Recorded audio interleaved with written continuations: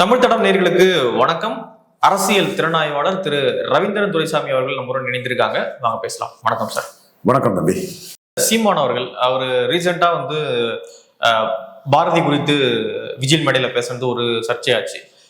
பார்ப்பனர்களை குறிவைத்து களமாடுறாரு அப்படின்லாம் பேசப்பட்டுச்சு. இப்போ சௌராஷ்டிரா மாநாட்டிலையும் சௌராஷ்டிராவுடைய ஒரு பொதுக்கூட்டத்திலையும் கலந்துக்க போறாரு அப்படின்ற செய்தி வருது. ஸோ யாரை டார்கெட் பண்றாரு சீமான்? பாஜக வாக்காளர்களை வாக்களை டார்கெட் பண்றாரு. யாரு பிராமணர்களை கேண்டிடேட்டா போடுறாரு, பாரதிக்கு பாரத்னா கேட்கிறாரு, தென் பெரியார் மண்ணில் பெரியாரே மண்ணுன்னு இது பண்றாரு. நாட்டுக்காக தியாகம் செய்த பிராமண தியாகிகள் வி சாமிநாதையர், தென் வைத்தியநாதையர், பரிதிமால் கலைஞர், பாரதியார், ராமானுஜர், மதத்தில் புரட்சி செய்த ராமானுஜர், இவங்களெல்லாம் அவர் ப்ரொஜெக்ட் பண்ணி முன்னெடுக்கிறாரு. சௌராஷ்டிரா பிராமணர்கள், சௌராஷ்டிராலேருந்து வந்தவங்க பாஜக வாக்காளர்கள் தான். அவரும் மோடி பிரதமருக்கு வாக்களிச்ச சௌராஷ்டிரா மக்கள் அவங்க எடப்பாடிக்கு ஏன் வாக்களிக்கணும்? எம்ஜிஆராவது கும்பகோணம், எஸ்ஆர் ராதா, ஜெயலலிதா அவங்கெல்லாம் ஒரு முக்கியத்துவம் கொடுத்து ஒரு அரசியல் பண்ணாங்க. இவங்கெல்லாம் ரெட்டையிலையை பார்த்துட்டு சும்மா ஓசியில ஓட்டு போடுவாங்கன்னு எடப்பாடி நினைச்சிட்டு இருக்கும்போது அந்த மக்கள் வாக்க எடப்பாடியை பலகீனப்படுத்தக்கூடிய ஒரு ஸ்ட்ராட்டஜியில பிராமணர்கள் வாக்க குறிவைக்கிறாரு.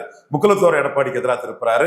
தாளக்கடப்பாதை தற்காப்பதே தர்மம் என்று சொன்ன ஐயா வைகுண்டர் வழியில இந்து நாடார்கள் மோடியை பிரதமரை வாக்களிச்சவங்க எடப்பாடிக்கு போடாம தனக்கு போடுவாங்கன்னு அவரு காய்களை நிறுத்துறாரு. இந்து நாடார், முக்குலத்தோர், சௌராஷ்டிரா, பிராமணர்கள்னு இந்த 18 விழுக்காடு வாக்குகள்ல உள்ள மோடி பிரதமர் விழுந்த வாக்குகள்ல தன் பக்கம் இழுக்கிறதுல சீமான் சமர்த்தரா.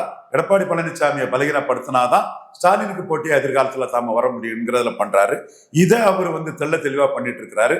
நீ நாளைக்கு விஜய் வரட்டு, விஜய் ஸ்டாலினை பலகீனப்படுத்திட்டு, எடப்பாடி பலகீனப்படுத்திட்டு, சீமானை பலகீனப்படுத்திட்டு என்ன ஓட்டும் அவர் எடுக்கட்டு, அது நாளைக்குள்ள விஷயம். இன்னைக்கு நீ நயவஞ்சகமா மாற்று மொழிக்காரன் விஜய் மையமா வச்சு சீமானை குறைச்சி பேசுறது அயோக்கியத்தனம். அந்த அயோக்கியர்களை அவனோட மொழியும் சொல்லி முகமுடைய கிழிச்சு அடிப்பேன் நாளைக்கு வர நாட்கள்ல. அது விட மாட்டேன். நேரத்தை பேசு, நான் உன்னை ஒத்துட்டு போறேன். நீ வன்மத்தை உள்ளுக்குள்ள வச்சுட்டு பேசினேன்னா நான் உன்னை எக்ஸ்போஸ் பண்ணுவேன். அதுல ஒருத்தனை எக்ஸ்போஸ் பண்ணி தெரியும், இன்னும் ஒரு சிலரை நான் எக்ஸ்போஸ் பண்ணதுக்கும் தயாரா தான் இருக்கிறேன். ஸோ விஜய்ங்கிற கேரக்டர் வர்றதுக்கு முன்னாடி சீமான் விஜய்ங்கிற கேரக்டருக்கு முடிவு 26 தேர்தல் முடிவுல தான் தெரியும். ஸோ அந்த கேரக்டரை ஒதுக்கி வச்சிருங்க. இதுவரை சீமான் எடப்பாடியை பலவீனப்படுத்திட்டு வராரு. எடப்பாடி காங்கிரசும் பாஜகவும் நாட்டுக்கு தேவையில்லாத அணின்னாரு. அவரு மன வலிமை இழந்து அண்ணாமலை அணி அமைச்சு தன்னை 3வது தள்ளிடுவாரோன்னு பாஜக கிட்ட போய் கைகுலுக்கிக்கிட்டாரு. பாஜகவும் 2 ஸ்டெப்பு கீழே வந்துட்டாங்க. ஓகே, அடுத்து விக்கிரவாண்டியில ஈரோடு கிழக்கில் நிற்க முடியாத 3 கட்சிகளையும் கோழை நாய்கள் களத்தை விட்டு ஓடிட்டாங்கன்னு சொல்றாரு. அவர் சொன்ன வார்த்தையை திரும்ப திரும்ப நான் சொல்றேனே தவிர எனக்கு அந்த வார்த்தையை சொல்லி யாரையும் இழிவுபடுத்துங்கிற நோக்கம் இல்லை. அதுவும் காவலுக்கும் நன்றிக்கும் உள்ள ஒரு மிருகம் தான், அது ஒன்றும் தப்பு இல்லை. ஸோ அவர் இந்த இடத்துக்குள்ள எடப்பாடி ஈரோடு கிழக்குல நின்னா சீமானுக்கும் எடப்பாடிக்கும் வித்தியாசம் பெருசா இருக்காது.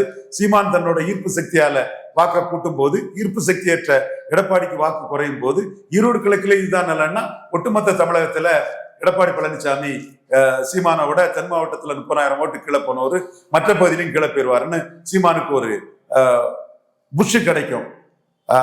இதெல்லாம் புரிஞ்சுக்கிட்டு எடப்பாடியை பலகீனப்படுத்துவதன் மூலமாட்டே நாம் வளருவோங்கிற தெரிஞ்சுக்கிட்டு எடப்பாடியை பலகீனப்படுத்தக்கூடிய அரசியலை சீமான் முன்னெடுத்துட்டு போறாரு. அந்த வகையில சீமானுக்கு மெயின் டார்கெட் ஒரே குட்டையில் ஊறிய மட்டைகள்னு பெருந்தலைவர் காமராஜ் சொன்ன வார்த்தையை முன்னிறுத்தி அண்ணாமலை எடுத்த இந்த 18 விழுக்காடு வாக்குகள்ல எடப்பாடியை பலகீனப்படுத்தி தான் வளரணுங்கிறதுக்காக அண்ணாமலை சீமான் அண்ணாமலையை கூட அப்பப்ப என் தம்பி அண்ணாமலைன்னு ரெகனைஸ் பண்ணிக்குவாரு. அந்த மூவ் பண்றாரு. அதன் அடிப்படையில் ஒரு பொலிட்டிக்கல் மூவாட்டு சௌராஷ்டிரா மக்களை நீங்க எடப்பாடிக்கு வாக்களிக்கிறதுல எந்த லாபமும் இல்லை, நான் உங்களுக்கு எதிரானவன்ங்கிறத முன்னெடுத்துட்டு போறாரு. இந்த கூட்டத்தில் கலந்துக்கிறாரு அப்படின்றதுக்காகவே சீமானுக்கு வாக்கு போட்டுருவாங்களா? முயற்சி தானே எல்லாமே. ஓகே, எல்லாமே என்ன 3 பேர் காம்படிட்டர் இருக்காங்க, விஜய் ஒரு காம்படிட்டர் வராரு, முயற்சி எடுக்கிறது தானே, எஃபர்ட்ஸ் தானே. நீங்க எஃபர்ட்ஸ் எடுக்கலன்னா எப்படி ஓட்டு போடுவோம்?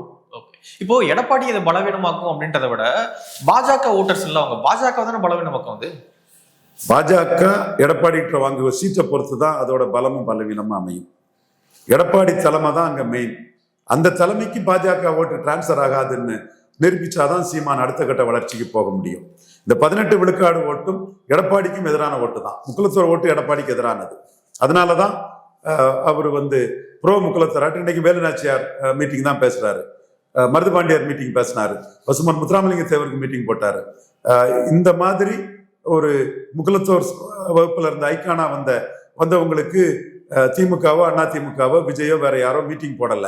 சீமான் அந்த மீட்டிங்கை இறங்கி போட்டு நடத்துறாருன்னு சொன்னா இந்த என்டிஏக்கு விழுந்த முகலத்தோர் வாக்குகள் ஒரு 3 to 4 விழுக்காடு இருக்கும் என்னோட கணக்குப்படி. அது எடப்பாடி தலைமைக்கு போகாதுன்னு நம்புறாரு. 10.5 சசிகலா, தினகரன், ஓபிஎஸ் அவங்க பழைய பலத்துல இல்லை. அவங்க ஒரு காலத்துல பெருசா இருந்த நிலைமையில அவங்க இல்லை.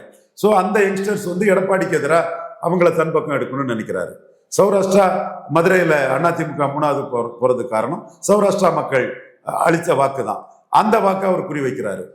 தென் சென்னையில் அதிமுக 3வது போனது காரணம் பிராமணர்கள் அளிச்ச வாக்கு தான். சிட்டிக்குள்ளேயே 5 பிராமணர்கள் போடுறாரு. இங்க ஸ்ரீபெரும்புதூர்லயும் சிட்டி தென் சென்னையிலும் இங்க குழந்தையில காசிராமனே அவருக்கு லாயலிஸ்ட் ஒரு தம்பி, பிராமண சமுதாய தம்பி, அவரை நிறுத்துறாரு. ஸோ அவருக்கு குறி எடப்பாடியை பலகீனப்படுத்தினாதான் ஸ்டாலினுக்கு போட்டியாளரா நம்ம வளர முடியுங்கிற அந்த குறியில அவர் மேல் நோக்கி போயிட்டு இருக்கிறாரு. இதை மறைக்கிறதுக்கு விஜய் வச்சுக்கிட்டு ஒரு சிலர் டக்கால்ட்டி ஆடிட்டு இருக்காங்க. இதெல்லாம் பெருச்சாடி வாழை பிடிச்சு அடிக்கிற மாதிரி அடிச்சு தூக்கி வீச தெரியாதா? உண்மையும் நேர்மையும் துணை கொண்டு, தரவுகளின் துணை கொண்டு அது நடக்கும். சீமான் தெளிவாதான் தன்னுடைய பாதையை கன்ஷிராம் ஆஃப் தமிழ்நாடாட்டு நடத்துறாரு. கன்ஷிராமும் இந்த மாதிரி தான் தெளிவா யூபியில தன் அரசியலை நடத்தி உயர்ந்தார். ஓகே, விஜய் சீமான் தொடர்ச்சியாக பெரியார் அடிக்கிறாரு. ஆனா விஜய் ஈரோட்ல பேசும்போது கூட பெரியார் கடப்பாறை அப்படின்னு சொல்றாரு. லிங்குஸ்டிக் மைனாரிட்டி ஓட்டு விஜய்க்கு இப்போ வாய்ப்பு போகும். எப்படி பாக்குறீங்க? லிங்குஸ்டிக் மைனாரிட்டி மத்தியில விஜய்க்கு ஒரு பெரிய சிம்பதி இருக்கு.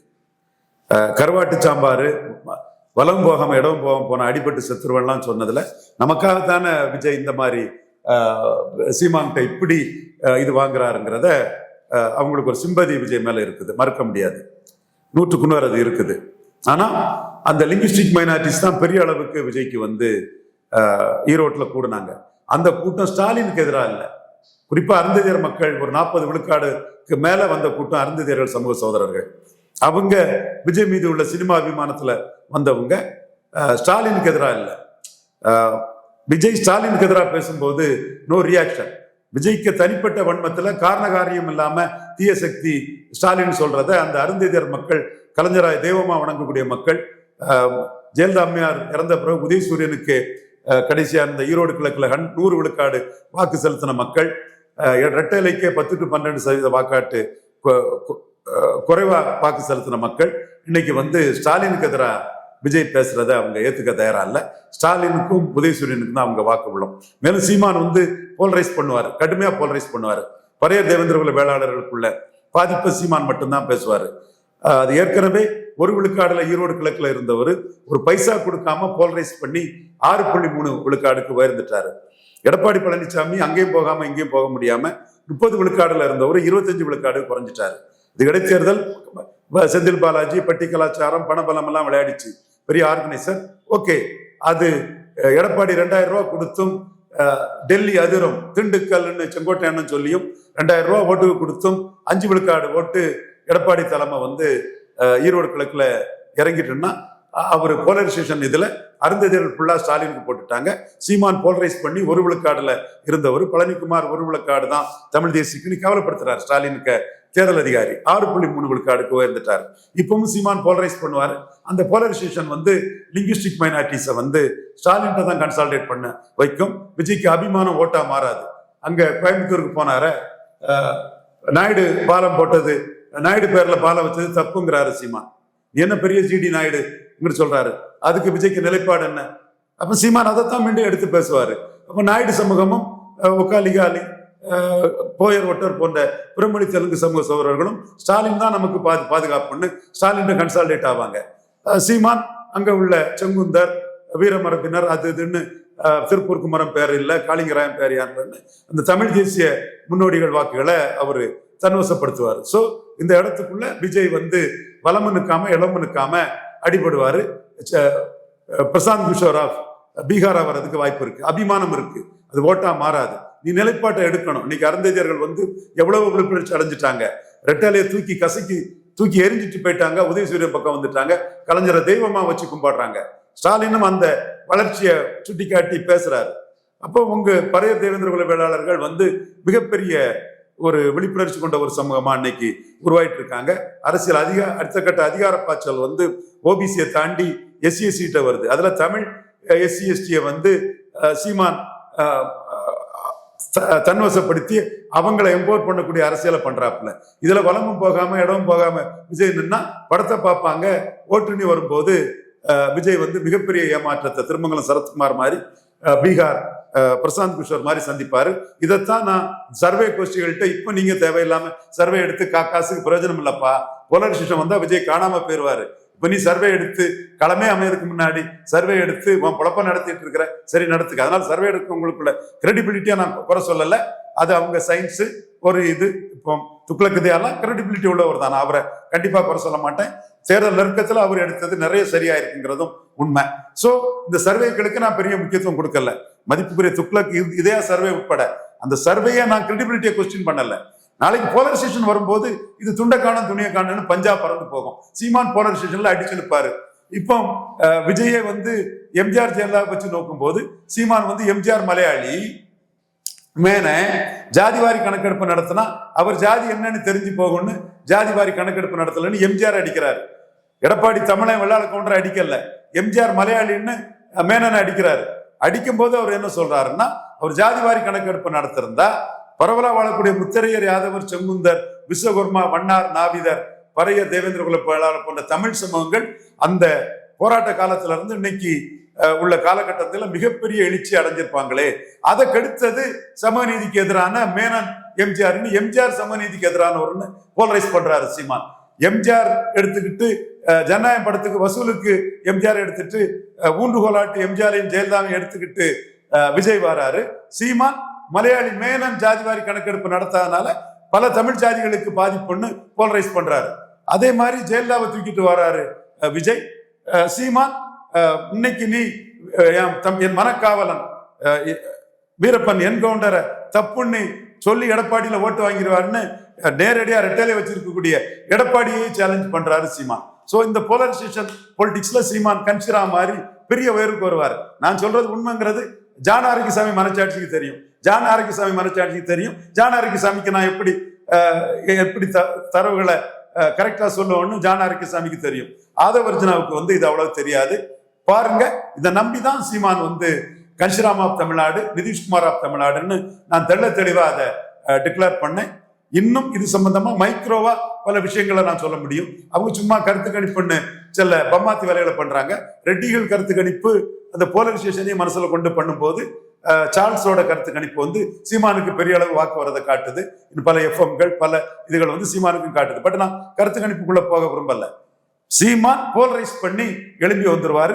எடப்பாடியே ஈரோடு கிழக்குல போலரைஸ் பண்ணி 5 விழுக்காடு டவுன் ஆக்கி இவர் 5 விழுக்காடு எழும்பினாலதான் இப்ப உள்ள ஈரோடு கிழக்குல துண்டக்கான துணியை காணும்னு எடப்பாடி ஓடிட்டாரு. அதை தான் கோலை டேஷ்கள்னு சீமான் அடிக்கிறாரு. நிறைய விஷயங்களை மூணு பகிர்ந்துக்கிட்டீங்க. நன்றி சார்.